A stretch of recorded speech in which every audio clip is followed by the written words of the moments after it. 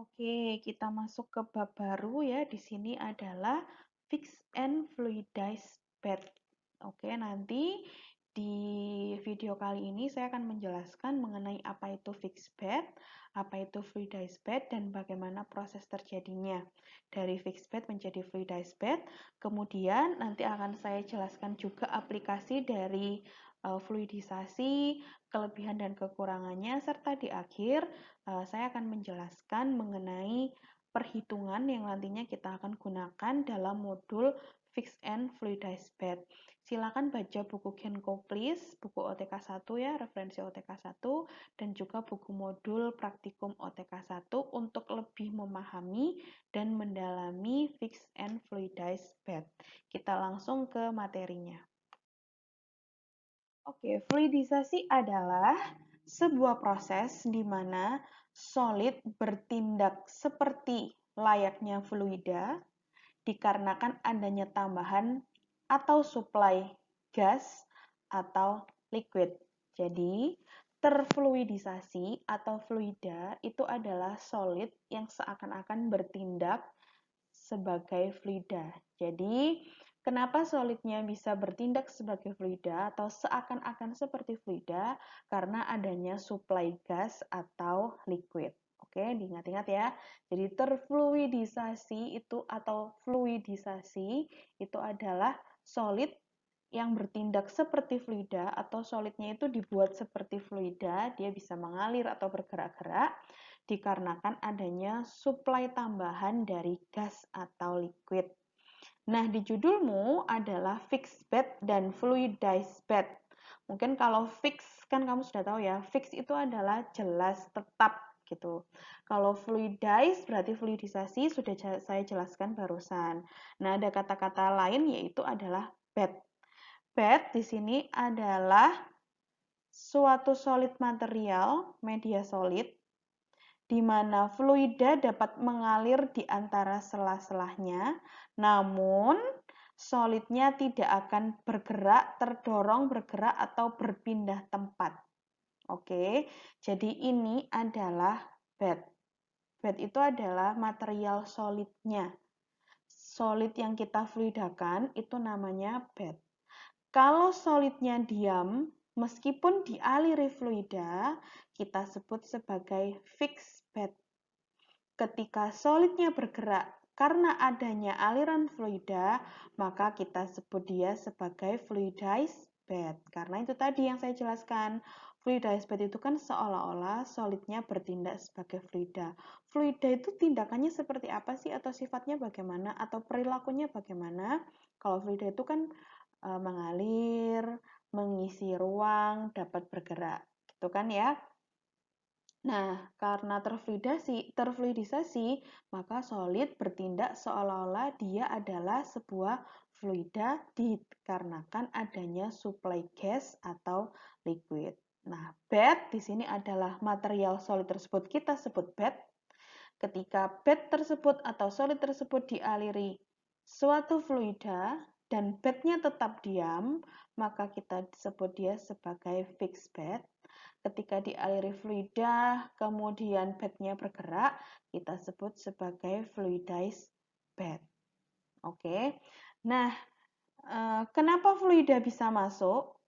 Atau kenapa ada sebuah bed kemudian bisa dialiri fluida? Karena di sela-sela solid itu terdapat banyak ruang kosong. Jadi surface-nya itu atau permukaannya itu tidak rapat total. Jadi pasti banyak celah dan banyak ruang kosong. Nah, celah atau ruang kosong tersebut digunakan untuk mengalirnya fluida. Fluidanya apa? Gas atau liquid. Nanti kalau di praktikum yang digunakan adalah udara. Jadi ada sebuah solid, ada bed solid gitu ya. Kemudian kita aliri udara supaya dia terfluidisasi. Oke, nah solidnya kita sebut sebagai bed, udaranya kita sebut sebagai fluida. Supaya nggak bingung ya antara istilah yang saya jelaskan tadi. Udara tersebut digunakan untuk membuat solid seolah-olah menjadi fluida. Nah, seperti yang sudah saya bahas bahwa ada fixed bed dan ada fluidized bed. Atau di sini saya tulisnya ada packed bed dan ada fluidized bed, sama ya, ini sama dengan fixed bed. Packed bed atau fixed bed ketika partikelnya stagnan atau diam, dia tidak bergerak, tidak terdorong, tidak berubah tempat. Dikarenakan drag force-nya lebih kecil dari gravitasi. Oke, sedangkan kalau fluid bed, partikelnya itu bergerak, jadi membentuk suspensi. Suspensi itu campuran fluida yang ada padatannya. Fluidanya di sini adalah udara, dia tercampur dengan padatan. Kenapa kok bisa tercampur? Karena tadi kan kita suplai udara, terus dia bergerak-gerak, akhirnya berbaur dengan udara. Dan di sini ditulis bahwa they move. Karena terfluidisasi, maka solidnya bergerak. Beda ya, tadi fixed bed atau packed bed berarti solidnya diam atau stagnan. Kenapa bisa demikian? Karena di sini dituliskan kapan terjadinya fluidized bed atau kenapa bisa terfluidisasi, dikarenakan drag force itu sama dengan gravitational force.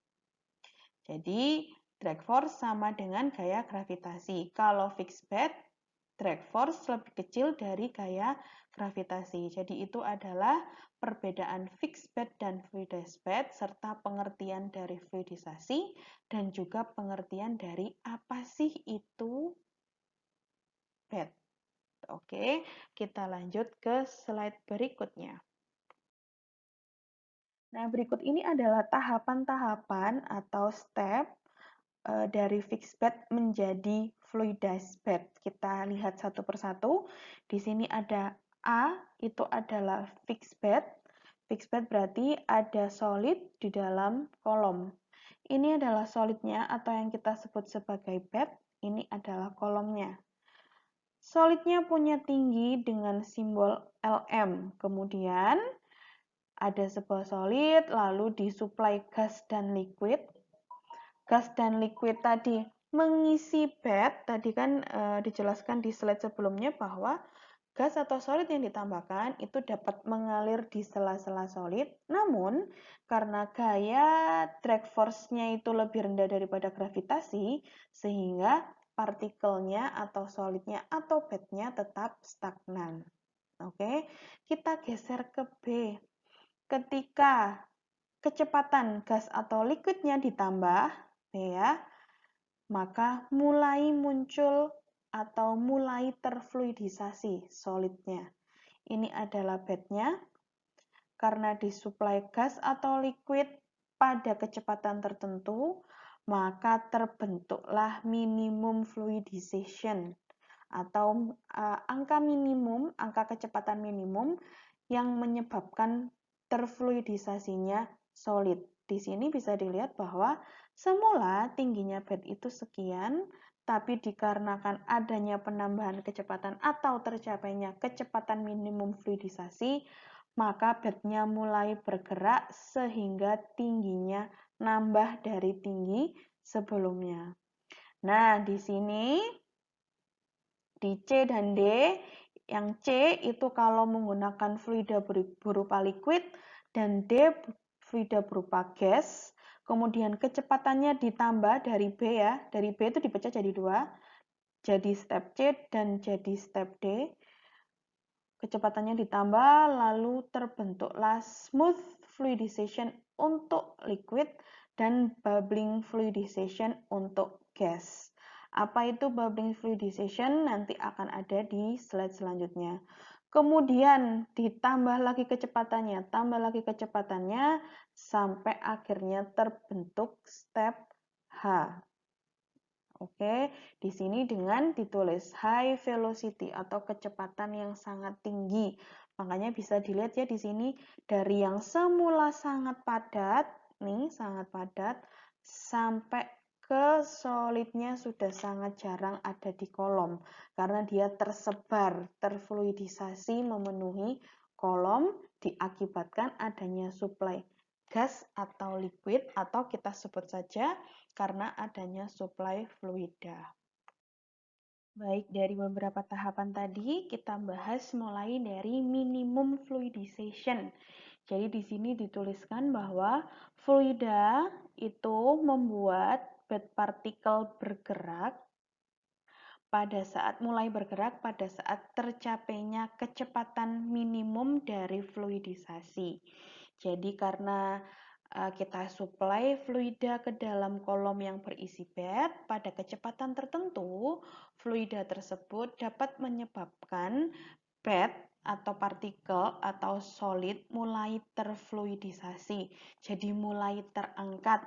Makanya di gambar ini bisa dilihat ya, dari fixed bed ke fluidisasi, dari tinggi bednya itu simbolnya Lm menjadi LMF. Jadi adanya peningkatan tinggi bed diakibatkan fluidisasi.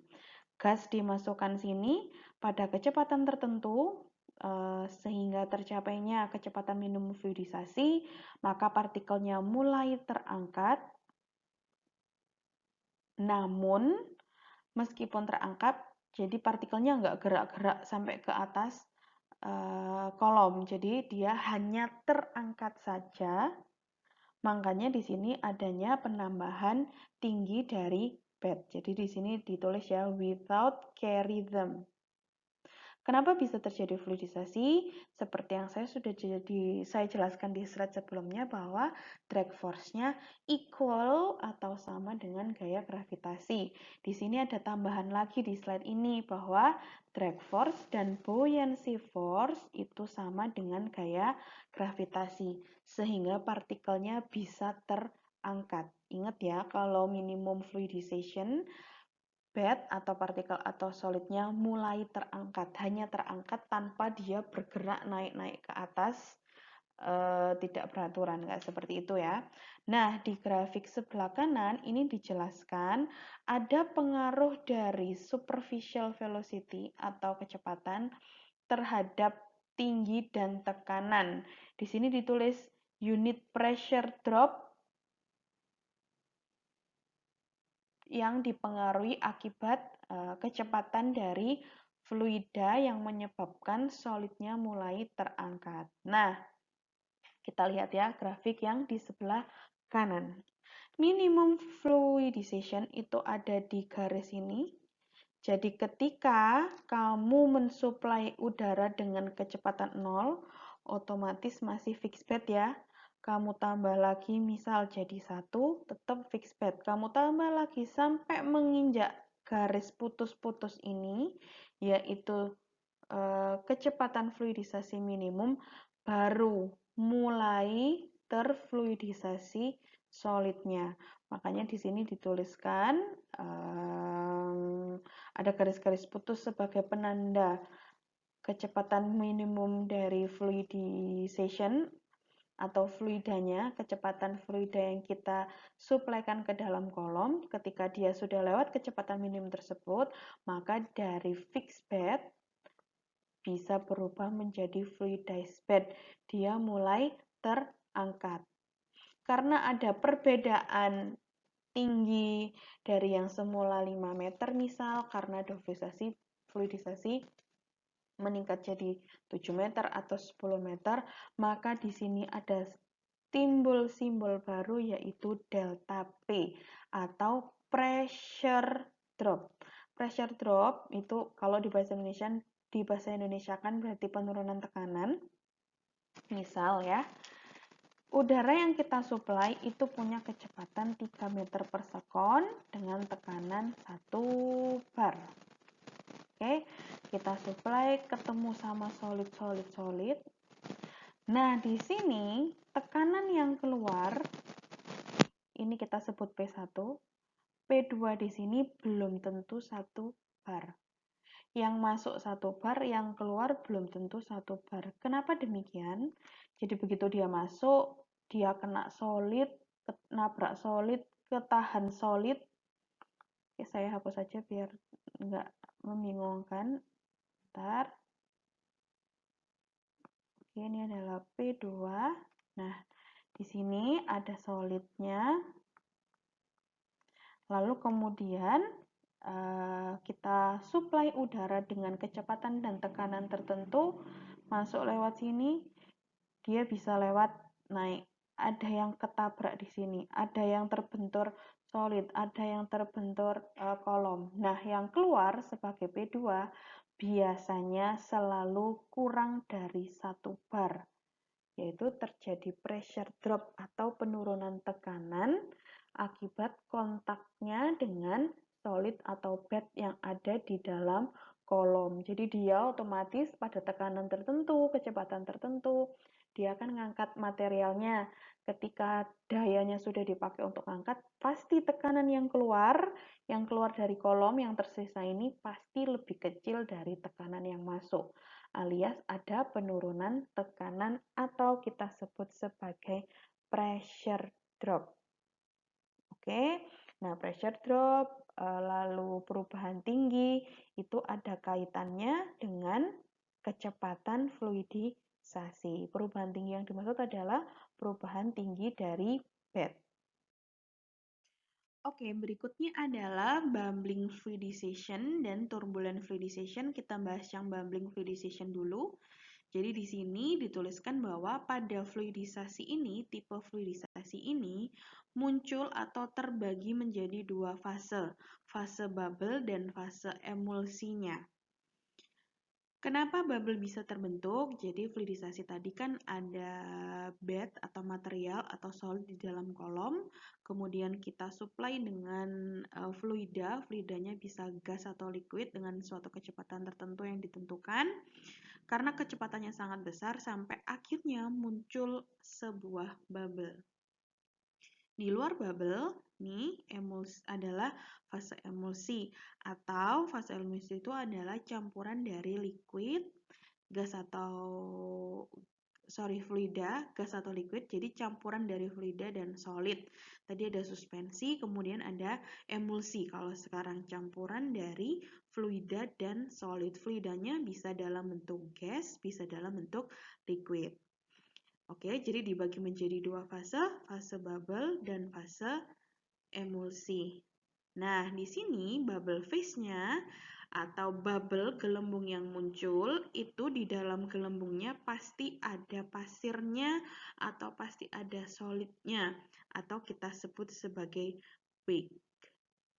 Makanya di sini dituliskan bubbles yang muncul itu bertindak sama persis seperti gas bubbles. Jadi kalau gelembung gas berarti ada gelembung yang isinya gas saja, oke, yang bening transparan nggak ada isinya. Tapi kalau bubble hasil dari bubbling fluidization, di dalam bubble-nya itu ada solidnya atau ada materialnya yang kita sebut sebagai wake. Oke, lanjut kita ke turbulen. Di sini kalau kalian sering dengar turbulen itu kan berarti aliran yang sangat kenceng atau aliran yang punya debit yang besar, laju alir yang besar, aliran yang bergejolak itu adalah turbulen. Bisa kamu lihat di sini ya, di dalam kolom fluidisasinya partikelnya bergejolak atau gerakannya bervariasi karena disuplai aliran turbulen atau aliran dengan kecepatan atau laju alir yang sangat besar. Nah, turbulent fluidization ini biasanya nih ya dituliskan bahwa solidnya bisa mengisi 25-35% dari volume. Jadi bisa meningkat gitu, yang semula tingginya hanya 5 cm misal naik jadi sekian persen, mengisi 25-35% dari volume kolom. Kemudian turbulent fluidisasi biasanya cocok digunakan untuk reaksi yang bersifat esotermik dan reaksi cepat. Di sini kalau memakai turbulent fluidization, kelebihannya adalah kontak antara gas dan solid atau fluid dan solid itu bagus. Kemudian faktor konversi yang dihasilkan juga bagus. Nah, di sini juga dituliskan bahwa dengan menggunakan turbulent fluidization, good for isothermal operation. Jadi kalau ada operasi isothermal atau prosesmu berjalan secara isothermal, kamu bisa menggunakan turbulent fluidization. Jadi fluidisasi itu aplikasinya sangat banyak. Bisa ada di dalam reaktor fluidisasi. Kalian bisa search di googling aplikasi dari fluidisasi atau aplikasi dari fixed bed dan fluidized bed. Itu ada banyak sekali macamnya. Tahap-tahapannya atau tipe-tipenya juga ada banyak, seperti yang sudah saya sampaikan tadi, dari fixed bed sampai akhirnya ke turbulent fluid bed. Masing-masing dari tahapan tersebut atau tipe tersebut punya kelebihan masing-masing, punya proses masing-masing, dan punya aplikasinya masing-masing. Nah, berikut adalah ringkasan atau summary dari step-step fluidization. Tadi dimulai dengan fixed bed ya. Dari fixed bed itu berarti ada bed atau solid di dalam kolom. Nah, solid tersebut dialiri oleh sebuah gas. Gasnya lewat melalui solid di dalam kolom tersebut. Lewatnya gas tersebut mampu membuat solidnya bergetar ya, seperti itu, namun tidak membuat solidnya bergerak. Jadi di sini dituliskan bahwa tinggi dari solid sama persis sebelum dan sesudah dialiri oleh gas, itu adalah fixed bed. Nah, dari fluida yang kita masukkan atau kita suplai ke dalam kolom, kemudian dinaikkan kecepatannya sampai tercapai minimum fluidization, sehingga tercapailah poin di mana drag force equal dengan gaya gravitasi, maka hal tersebut dapat meningkatkan atau memunculkan fluidisasi. Ini tadi kita sebut sebagai minimum fluidization, ketika mencapai kecepatan minimum yang membuat akhirnya solidnya terfluidisasi. Kita tambah lagi kecepatannya, di sini ya ditulis increasing gas flow-nya, kita tambah lagi kecepatan dari gasnya sampai akhirnya terbentuk bubble. Maka kita masuk ke step bubbling fluidized bed. Kemudian di sini kita geser lagi, jika rasio dari tinggi dan diameter bed cukup besar rasio perbedaannya, kemudian bubblesnya ukurannya sama, hampir sama dengan diameter dari bed atau dari kolom, maka kita sebut stepnya sebagai slugging. Jadi dari bubbling tadi kita tambah lagi kecepatan dari gasnya, kemudian muncul perbedaan rasio dari tinggi dan diameter kolom yang cukup besar sampai akhirnya muncul bubble yang ukurannya besar, hampir diameternya sama dengan diameter kolom, kita sebut dengan slugging. Step slugging. Oke, kamu bisa lihat slide sebelumnya tadi, slugging itu yang bentuknya seperti apa. Kemudian ditambah lagi kecepatannya. Di sini ya, high enough gas flow, jadi kecepatannya ditambah lagi sampai muncullah step yang akhir adalah turbulent fluidization atau turbulent bed. Seperti di slide sebelumnya. Itu tadi adalah tahapan-tahapan dari fluidisasi, dari fixed bed, sampai muncul atau terbentuknya turbulent bed. Nah, di slide ini itu saya rangkumkan khusus step dari fixed bed menjadi fluidized bed. Yang pertama tadi kita mulai dari fixed bed ya, di mana di proses fixed bed itu tidak membuat pergerakan dari bed solidnya atau solidnya nggak bergerak. Kemudian kamu tambah lagi kecepatan dari solidnya kecepatan dari fluidanya sampai akhirnya solidnya mulai terangkat. Karena solidnya mulai terangkat, otomatis ruang kosongnya semakin besar. Tadi di slide awal saya bilang bahwa kenapa udara atau fluida bisa mengalir di sela-sela solid, dikarenakan antar solid itu ada celah atau ruang kosong. Nah, karena solidnya terangkat, otomatis ruang kosongnya akan semakin besar atau semakin tinggi. Kemudian kamu tambah lagi kecepatannya sampai akhirnya solidnya itu bisa bergerak naik dan juga bergerak turun. Oke. Nah, movement atau pergerakan dari solid ini yang bisa naik, turun, geser, itu disebut sebagai solid yang terfluidisasi atau proses fluidisasi. Nah, di sini dituliskan bahwa solid particle yang terfluidisasi kita sebut sebagai fluidized bed. Jangan lupa ya, fluidized bed. Bed adalah solid, fluidized adalah fluidisasi. Jadi solid yang terfluidisasi atau solid yang punya behavior mirip atau hampir sama dengan liquid akibat adanya tambahan fluida. Oke, fluidanya bisa gas atau berikut adalah aplikasi dari fluidisasi. Jadi, fluidisasi itu bisa digunakan dalam proses pengeringan, bisa digunakan dalam proses pemisahan, adsorpsi, filtrasi, sampai ke pneumatic conveying.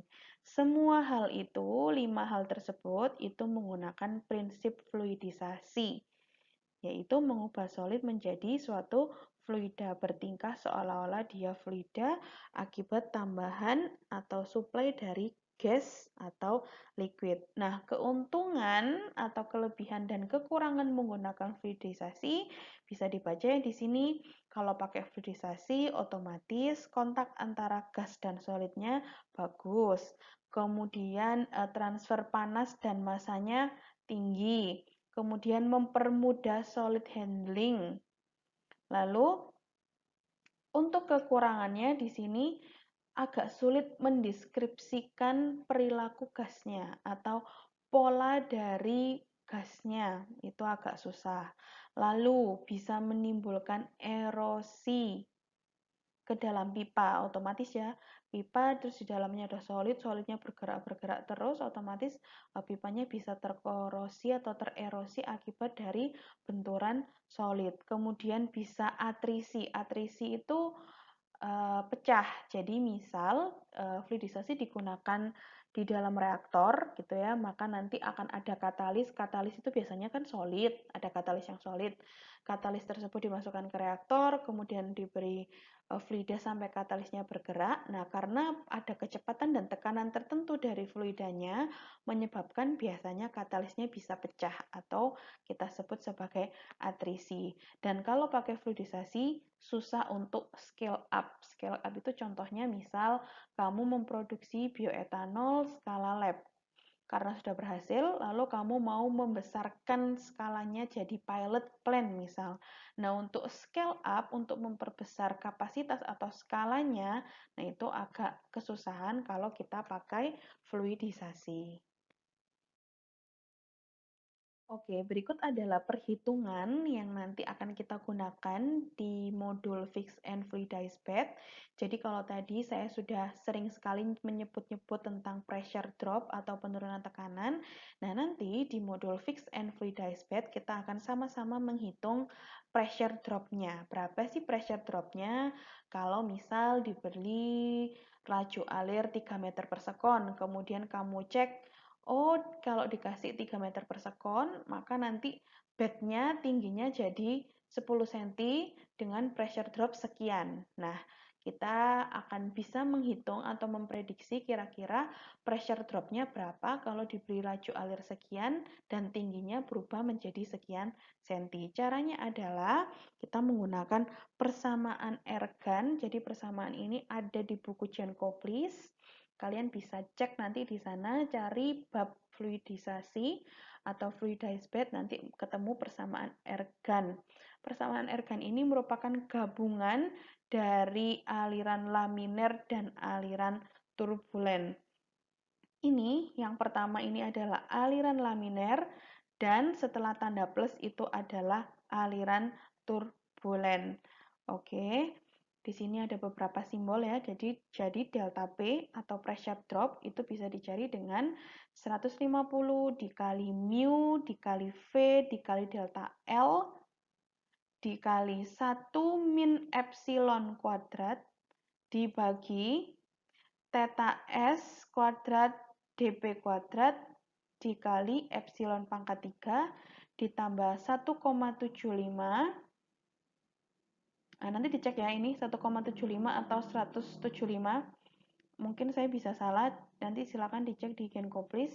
Dikali rho atau densitas, dikali V kuadrat, dikali delta L, dikali 1 min epsilon, dibagi theta S dP, dikali epsilon pangkat 3. Nah, epsilon bisa dicari dengan volume ruang kosong dibagi volume total. Cara mencari volume ruang kosongnya bisa dengan volume total. Volume total itu volume dari, jadi kalau ini kolom, tadi kan kita isi solid ya, segini ya. Volume total ini adalah volume total kolom. Yang mau kita cari adalah volume ruang kosongnya. Ini kan kosong. Nah, ini mau kita cari. Caranya adalah volume total dikurangi volume bed, lalu nanti dibagi volume total. Kita mencari epsilon. Nah, arti dari simbol-simbol ini ada di slide selanjutnya. Baik, berikut adalah beberapa penjelasan atau keterangan mengenai simbol-simbol dari persamaan yang kita gunakan tadi. Di sini ada mu, berarti mu itu adalah viskositas. Viskositasnya siapa? Viskositasnya fluida. Oke, fluidanya tergantung fluidanya apa, bisa air, bisa gas, maka silakan dicari viskositas dari fluida tersebut. Kemudian di sini ada L, itu berarti tinggi dari bednya. Kalau delta L berarti selisih tingginya. Contoh, kamu punya kolom, lalu kamu isi solidnya, misal 1 cm, 1 cm, kemudian karena kamu supply gas atau solid dengan kecepatan tertentu, akhirnya dia naik menjadi 1,5 cm. Maka delta L-nya adalah 1,5 dikurangi 1, yaitu 0,5 cm. Kita lanjut ke istilah atau simbol berikutnya adalah rho, berarti densitas dari fluida. Kemudian di sini adalah epsilon, di sini ditulis adalah void space atau biasanya kita sebut sebagai fraksi ruang kosong. Void fraction, biasanya ada juga yang menyebut seperti itu, yaitu fraksi ruang kosong. Cara mencarinya tadi adalah volume total dikurangi volume bed dibagi volume total. Ini adalah rumus mencari epsilon. Kemudian ada dP, berarti diameter partikelnya berapa atau diameter solid. Kemudian di sini ada theta S atau shape factor. Jadi, solid yang kamu gunakan itu kan bentuknya bisa macam-macam. Ada yang mungkin tidak beraturan, ada yang bundar. Nah, seperti itu otomatis punya shape factor. Shape faktornya ada berapa saja nilainya, bisa kamu cek di modul kerja OTK 1, di situ sudah ada tabelnya yang menyatakan shape faktor dari masing-masing material yang mungkin akan kamu gunakan. Dan yang terakhir adalah V aksen, itu adalah kecepatan dari fluida yang kita masukkan ke dalam kolom. Jadi kolom, kemudian kamu isi kamu isi solid, kita beri fluida pada kecepatan dan tekanan tertentu. Ini kecepatannya masuk di sini. Nah, yang masuk adalah P1, keluarnya adalah P2. Yang kita cari adalah delta P-nya pakai persamaan ergan. Jadi, pada dasarnya nanti di sewaktu kita praktikum, kita akan membandingkan data. Data apa yang dibandingkan adalah delta P yang kamu hitung, nih yang kamu hitung, dengan delta P atau pressure drop atau selisih tekanan yang kita dapatkan dari alat fluidisasinya langsung. Jadi di alatnya nanti ada manometer. Manometer itu kan prinsipnya membaca selisih tekanannya ya. Nah, dari angka yang ada hasil manometer, kita bandingkan dengan angka hasil hitungan kita. Itu adalah fungsi dari perhitungan fixed and fluidized bed, yaitu menghitung pressure drop akibat adanya atau munculnya fluidisasi dari supply gas atau liquid ke dalam solid material atau kita sebut sebagai bed yang ada di dalam kolom.